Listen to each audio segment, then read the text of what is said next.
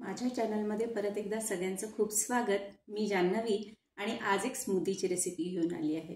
तर ही आहे banana smoothie. आणि आपण खूपदा असं होतं आपलं की आपण भरपूर केली आणि तो पण ती सगळी संपत नाही।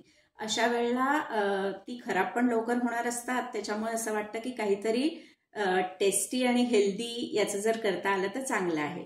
तर अशा वेळेला हा स्मूदीचा ऑप्शन खूप चांगला आहे, कारण हे टेस्टी तर लागतंच पण त्याच्याबरोबर हे हेल्दी पण खूप असतं।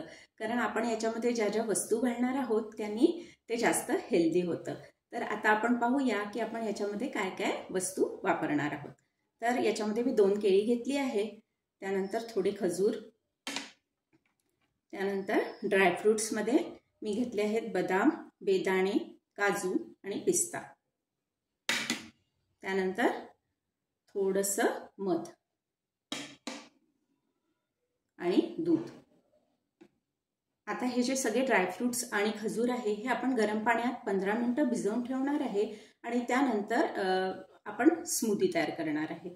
तर आता आपण वळूया कृतीकडे।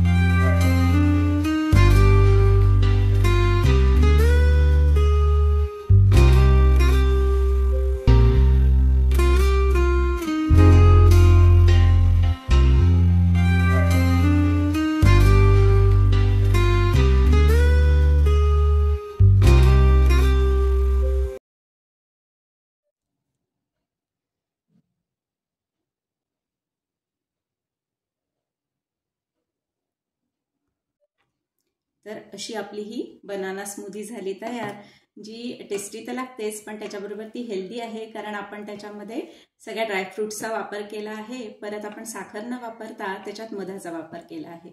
याच्यामुळे ही जास्त हेल्दी होते आणि अगदी डाएट कॉन्शियस लोक सुद्धा ही घेऊ शकतात। तर अशी ही बनाना स्मूदीची रेसिपी आज आपण बघितली। अशाच नवीन रेसिपींसाठी आणि इतरही कंटेंटसाठी माझ्या चॅनलला शेअर, लाईक आणि सबस्क्राईब करायला विसरू नका।